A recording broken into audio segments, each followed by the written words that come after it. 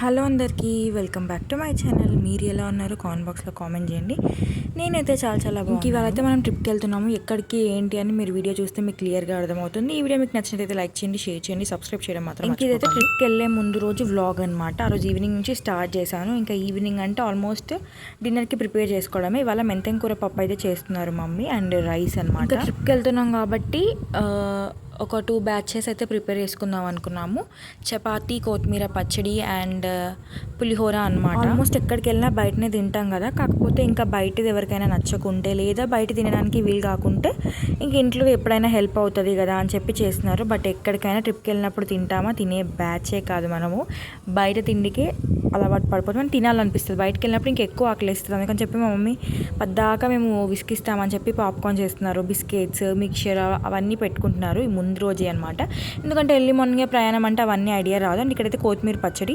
ఇందులో టమాటా ఎందుకు వేసామంటే చింతపండు మా ఇంట్లో వాళ్ళకి ఇష్టం ఉండదు అండ్ పడదు, అందుకని చెప్పి టమాటా వేసారు పులుపు. మీరైతే చింతపండు వేసుకొని పెట్టుకోండి, బాగుంటుంది అనమాట. అంటే ఒక 1 డే వరకు నిలువ ఉంటుంది. మనం వెళ్తున్నాం కార్లో అండ్ ఇది అసలే సమ్మర్ సీజన్ కాబట్టి భయం వేస్తుంది ఎక్కడ పాడైపోతాయి అని. రాత్రి చేసి ఫ్రిడ్జ్లో పెట్టండి, ఇంకా మార్నింగ్ మనము స్టార్ట్ అయ్యేటప్పుడు తీసుకుంటే సరిపోతుంది. మేమైతే ఇలాగే చేస్తాము, ఏం పాడవ్వదు. కాకపోతే గాలి ఎక్కువగా బయట పెట్టడం వల్ల పాడవుతుందని మనం చేసిన వెంటనే అది కొంచెం చల్లారిన తర్వాత ఫ్రిడ్జ్లో పెట్టుకుంటాం కాబట్టి నెక్స్ట్ డే తీస్తాం కాబట్టి ఫ్రెష్గానే ఉంటుంది. అండ్ 1 డే ట్రిప్కి ఇదైతే చాలా బాగా యూజ్ అవుతుంది. అండ్ పాప్కార్న్ అనమాట. ఇవి మంచిగా మగ్గాలన్నమాట. కొత్తిమీర కూడా మంచిగా మగ్గితే వాటర్ ఏమీ లేకుండా. ఇదైతే నెక్స్ట్ డే మార్నింగ్ 3 o'clockకి లేసాం. ఎక్కడికైనా వెళ్ళాలంటే త్వరగా లేవడం మన ఆనవాయితీ కాబట్టి తొందరగా లేసాం అనమాట. అంటే ఎక్కడికైనా వెళ్తున్నామంటే మనకు ఆటోమేటిక్గా మెయిల్కి వచ్చేస్తుంది తొందరగా వెళ్ళాలి అని చెప్పి. ఇంకా నాకేంటో మార్నింగ్ లేస్తే వామిటింగ్ సెన్సేషన్ లాగా ఉంటుంది. అంటే ఎర్లీ మార్నింగ్ లేస్తే అందుకని చెప్పి గ్రీన్ టీ తాగాను. ఇక్కడ మా బ్యాగులు అన్నీ రెడీ అనమాట. ఇంతకీ ఎక్కడికి వెళ్తున్నామో చెప్పలేదు కదా, భద్రాచలం వెళ్తున్నాం అనమాట. ఇంకా మాకైతే భద్రాచలం నుంచి పిలుపు వచ్చిందన్నమాట. అసలు ఎన్ని టైమ్స్ ప్లాన్ చేసినా కానీ అస్సలు వెళ్ళడానికి కుదరలేదు. బట్ ఈసారి పక్కాగా వెళ్ళాము, చాలా హ్యాపీగా అనిపించింది. ఇంకా కొంచెం దూరం వచ్చాక బాగా ఆకలి వేసింది అండ్ ఒక హోటల్ దగ్గర అయితే ఆగి టిఫిన్ చేసాము. ఇంకా ఖమ్మం వరకు రోడ్ అయితే చాలా బాగుండే, బట్ ఖమ్మం దాటే తర్వాత రోడ్ అయితే అస్సలు బాగాలేదు. గుంతలు ఎగరేసినట్టుండే అనమాట. మేబీ ఇంకా ఎవరైనా గూగుల్ మ్యాప్స్ పెట్టుకునే వెళ్తారు. మేము కూడా అలాగే వెళ్ళాం. మరి మాకు అది రూట్ ఎలా చూపించిందో తెలియదు. షార్ట్ కట్ అని చెప్పి చూపించింది. ఇంకా మేము వెళ్ళేసరికి ఖమ్మం దాటినాక చుక్కలు చూపించింది ఆ రోడ్డు మాకైతే. ఇంకా మీకైతే ఇక్కడ కనిపిస్తుంది చూడండి, గోదావరి బ్రిడ్జ్ నుంచి వెళ్తున్నాము. ఇక్కడ అంతా గోదావరి. యాక్చువల్గా సమ్మర్ కాబట్టి వాటర్ అంతా ఎండిపోయాయి.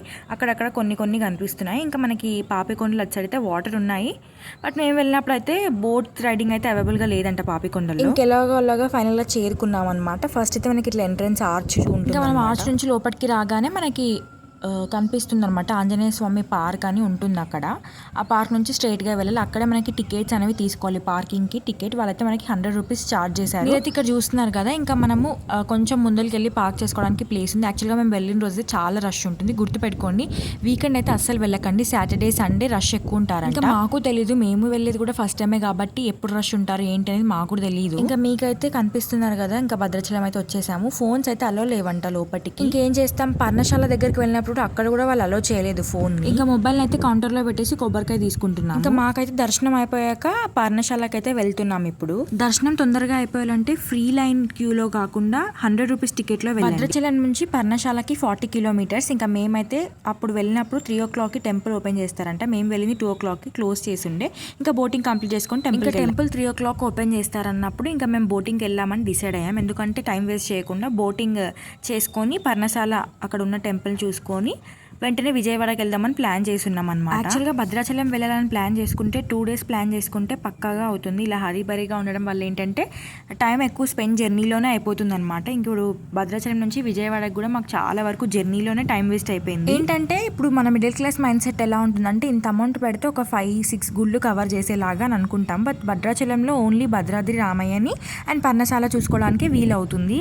అండ్ మీకు ఈ వీడియో లాస్ట్లో నేను చెప్తాను ఎంత బడ్జెట్ అయింది ఈ ట్రిప్కి అని చెప్పి. ఇదైతే కంప్లీట్గా 1 day ట్రిప్ అండ్ మేము అనుకోలేదు విజయవాడ వెళ్ళాలని, బట్ సడన్ ప్లాన్ అనమాట. ఇంకా భద్రాచలంలోనే మాకు 4 అయిపోయింది. విజయవాడ వెళ్ళేసరికి మాకు 9:30 అయింది అనమాట నైట్. ఇంకా దర్శనం 10 వరకు కంప్లీట్ చేసుకొని గుడి కూడా 10కే క్లోజ్ చేస్తారంటే చాలా హరిబరి. ఇంకా చూస్తున్నారు కదా, భద్రాచలం నుంచి పర్ణశాలకు అయితే వచ్చేసాం మనము. ఇక్కడ కూడా చాలా రష్ ఉంది. 3 o'clock. ఇంకా మేమైతే పర్ణశాల నుంచి విజయవాడకి అయితే వెళ్తున్నాము. జర్నీలోనే చాలా టైం పట్టింది. విజయవాడలో అయితే చాలా బాగా అయిందనమాట దర్శనం. అసలు ఎంత ప్రశాంతంగా పాజిటివ్ వైబ్స్ తో నిండి ఉండే అనమాట. మాకు చాలా బాగా నచ్చింది. ఇంకా విజయవాడ కనకదుర్గమ్మ దయ వల్ల చాలా అంటే చాలా బాగా జరిగింది దర్శనము. ఇంత కష్టపడి అంత దూరం వెళ్ళేందుకు చాలా హ్యాపీ అనమాట మేము. ఇంకా చూస్తూ చూస్తూ మనమైతే వచ్చేసామన్నమాట విజయవాడకి. ఏ టెంపుల్ అయినా వీకెండ్స్ చాలా రష్ ఉంటుంది. ఇంకా చూస్తూ చూస్తూ మనమైతే విజయవాడ వచ్చేసాము. ఇక్కడ కూడా జనాలు అనేవి ఉంటారనమాట, ఎందుకంటే వీకెండ్ ఆ రోజు సాటర్డే. బట్ లేట్ అయిపోయింది కాబట్టి మనకి కొంచెం రష్ అనేది తక్కువ ఉన్నారు. బట్ ఎవ్రీ టైం ఎక్కడికి వెళ్ళినా వీకెండ్స్ జాగ్రత్తగా రష్ ఉంటారు. సో చిన్నపిల్లలు ఉన్న వాళ్ళు వీకెండ్స్ కాకుండా వీక్ డేస్లో ప్లాన్ చేసుకోండి.